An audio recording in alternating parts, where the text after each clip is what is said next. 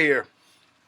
I got to admit that we had some technical difficulties, and that's what happens when you have to reboot. So, what happens is you always got to be ready, right? You always have to be ready to do what you need to do to be successful. And today, we're going to talk about networking. I'm going to tell you, we're going to talk about networking today, but I still haven't got my script up because it looks like I'm having some other issues here. So I'm going to deal with the book for a little while and hope that the script comes up before we finish. But let's see. There we go. We're good. Jeez, I didn't think I was going to make it.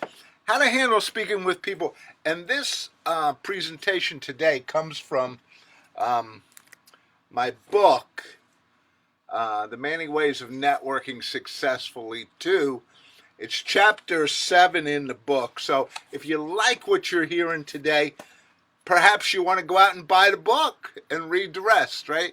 It's all there. So that's what we're going to talk about today. So if, lead gen, one of the oldest and quickest and best ways sometimes to get leads is to go out to some events. Now, we're not going to talk about it today, but going to the right events is important, and presenting the right person is so important as well. So let's get started. And I'll start with a quote from George Washington Carver when he said 99% of failures come from people who have a habit of making excuses. Yeah, we all know those, right? The people that are always making an excuse. There is no excuse. You can get out there and you can build relationships and you can network, you can do it. So let's go. And anyway, before we start, hold 1 second. Don't forget, check out the book. Check out our website, CoachManny.com. We got some great stuff out there. Check out Manny Nowak on Amazon. We got some great books out there. That's how we are able to present to you every week. No cost. This is here for you. It's here to help you grow and develop and become that superstar extraordinary, which every one of you out there can become, and we know it. So let's go. Have you ever been to an event and met Joe Obnoxious? You can't mistake this guy for anyone else. Joe comes up to you and he just starts talking and talking and talking. Talks about what he does, how well he does it, and how you should do it with him. Or what about Joan Obnoxious, maybe his sister, I don't know, who starts talking to you, and while she's talking, she's looking all over the place. Well, who else is here? Who else might not be? Who is more important than you are? And just after she asked you, well, Manny, what do you do? She said, I gotta go. And off she goes to see someone else she knows. You've been there? You know that story? The word that comes to mind, of course, that's why I named the characters that, is obnoxious. The action that comes to mind is, how can you stay away from these people? How can I keep him or her away from my friends? One of the biggest keys to success in speaking with people is the ability to listen and let the other person talk. Ask questions. Never assume you know anything. You saw these two people that I just talked about. They didn't follow these rules, did they? They didn't understand the principles. They didn't understand he who asks the questions is the one that's in control of the conversation. So, if you're trying to build relationships, if you're trying to become a super relationship person, get to know people, get to help people, then you got to learn how to ask questions. And that's what we're going to talk about today. When you run into Mr. and Mrs. Obnoxious, you simply say to them, sorry, but I got to go, and then move away from them. Don't worry about what they think. By the time you get 10 feet away or less, they'll already have found somebody else to annoy. It's just the way it goes. Let's take a little time here and look at some tricks of the trade for listening. So that's what I want to share with you here on Targeted lead generation today. When going on a job interview, I often help my clients with techniques I like to call flipping the conversation. What happens is that in the interviewer asks the questions and the interviewee is answering them, but we're going to flip that around so that all of a sudden you as the interviewee are asking the questions, and now guess who's controlling the conversation? And the interviewer leaves the interview meeting thinking, wow, this is some great candidate. Why? Because you listen to them. It's just an amazing thing. And I want you to try this if you get a shot. Remember what I said earlier about asking questions? People love to talk about themselves. And when they do, they feel great. If you can be the one doing the listening and asking the questions, you become what's called the favorite child, right? Works the same way in networking, job interviewing, and a host of other things in life that require conversation. Let the other person do the talking, and he or she will walk away thinking, wow, what a guy, or wow, what a gal. I recently had what I would consider a simple conversation at a network mixer with a shy fellow by the name of Larry. Larry worked for a very large bank in accounting and really wasn't a candidate for me to do any business with. Yet we had a good conversation because, you got to talk to people because you never know where they are or where they're going to be tomorrow. And it's just the right thing to do anyway. So we had a good conversation. I asked Larry a bunch of questions and we talked about 15 minutes. It was good. I felt okay, but was sure we wouldn't ever do any business together. Then, about a week later, I got a call. Manny, my husband says you're one of the best coaches he's ever talked with. Remember? I hardly even remembered the conversation with Larry. And the woman continued, I have a small technology company. We just acquired another firm a little bigger than us, and we need some help. That's how it happens. Anyone who's ever had a child playing sports, especially at the higher levels, understands the simple 90-10 principle. Sports are made up 90% mental, 10% physical ability. You can have the best physical athlete, and they still can't compete with the one who's mentally prepared, especially when the pressure's on. Because when the pressure's on and the game becomes mental, you gotta be sharp. One of the most important concepts in networking is the 90-10 rule. Listen 90% of the time, talk 10%. And if you learn to talk only 10% of the time, you'll be amazed at what happens. Listening helps you get all the information you need. If you are still listening, if you're still missing information, then just ask another question and learn more. It's very important that you remember the key point we discussed earlier. You're not only looking for leads for yourself, but you're also looking to help other people, aren't you? Remember, the more people you help, the more business you get. The more you listen, the more you know. And I didn't, of course, come up with that. That's from the great Zig Ziglar, who, if you're into business, we all know who Zig was, right? And if you don't, go out on the internet and just look him up. So, how do you get control of the conversation? How do you get the other person to do 90% of the talking? First, you have to learn to ask questions. So, let's take a look or a little peek at some of the questions you could ask and how they work. Remember, my description of the conversation with Larry, let's now look in more detail and see exactly what was going on. I met Larry at a networking event, and the first thing I asked him, which is usually the first thing I try to ask most people, is, and so Larry, what do you do for a living? And he told me I'm an accountant at the ZYX Bank. Now, I could have just left that conversation because already I knew that this probably wasn't somebody I needed to know, but I didn't. I asked some more questions.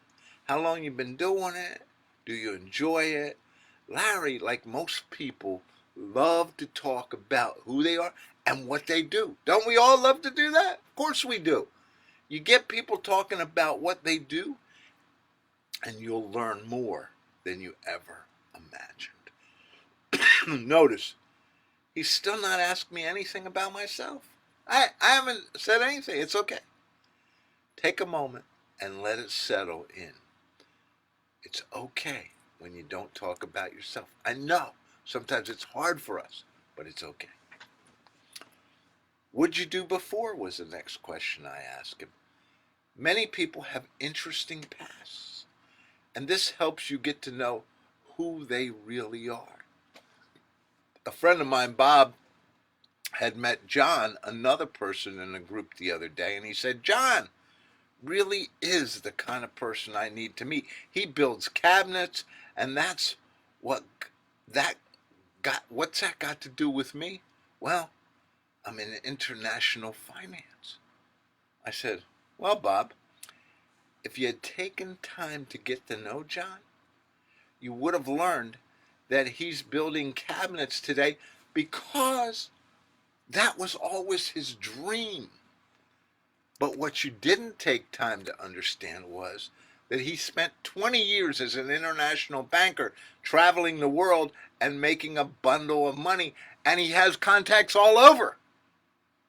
So don't rush too much. Again, people love to talk about where they've been. So you can ask, why did you change? Do you do many networking events? Which ones do you like the best? And if you get a hold of the book, all the questions are in there. Plus, we have some more questions in the back. So you can come up with your own questions, of course, and we just try to give you some so you can at least get a start on some of the issues that are out there. Which ones do you like the best? These questions about networking are so critical. They help you become a better networker, don't they? If a person does a great amount of network of events, then they can give you a flavor for what they see out there. What can help you get into some other events, some new events, meet some new people, get into some places that you're not used to being into. Get uncomfortable. How's that? If the person doesn't do a great deal of events, then this opens the door for you to help them and introduce them to other events. Wow, you see how this works? Another question is networking productive for you? It's a very important question. Again, it opens the door to let you ask, why? If networking is for working for you, then I want to learn more about what you do and how you've made it work for you. Because why? Because it can make me better at what I do. Isn't that the amazing result we're looking for? You know, I attend a lot of events, but every event I go to, I learn. What else do you sell? You know, this might seem sometimes like a strange question, but it's amazing how many people have a second craft. How many people have a second business card? How many people are into a second industry? Yet, most times you never learn about it because you don't ask the questions. I talked with a person at a networking event, and I learned about him. Just as the conversation came to a close, he says, I'm now very comfortable with you, and breaks out a card that says, oh, this is something else I do. And it just happened to be, you got it. Next question, who's your ideal prospect? What a great question to ask, isn't it? The question is so critical. We think that based on what the person does, we know who would be our best prospect. But it's not true. You need to spend some time and learn more about the people. You learn simply by asking. I was coaching someone this morning earlier, and I was trying to get this young lady to open up, ask more questions, dig deeper. It's amazing. How are you going to help them get some business if you don't know what they're looking for? So ask. Next question. Is there anyone you're interested in meeting? Wow. I love it when people ask this question. Is there anybody you're interested in meeting? Yeah. Don't you just wish somebody would ask you that question? I'd like to meet Joe and Mary and Sam. Ask. You might know the person they want to meet. You can then do an introduction. Then you have a new friend, and a friend can help you potentially get more business. Also, if the conversation, you determine that the person should meet someone else in the group, what do? You take them around and you introduce them, don't you? This is Coach Manny, and today's lesson, by the way, comes out of my networking book, The Many Ways of Networking Successfully, How to Become a Super Networker. This is a great little book, still available out on Amazon. I hope you get a copy of it. We're probably going to rewrite that book shortly. Again, Amazon, just type in Manny Nowak. Go out there. We have a lot of books out there. Please buy some. Please check out our website, CoachManny.com, and see if there's some tools, some processes, something that can help you become even better. So let's go on. Did you go to school to learn what you're doing today? I love when people ask me that question because, believe it or not, I went to school to be an accountant. All right, so it's just amazing. So let's keep going. Although I never worked as an accountant, that knowledge is tremendous for me.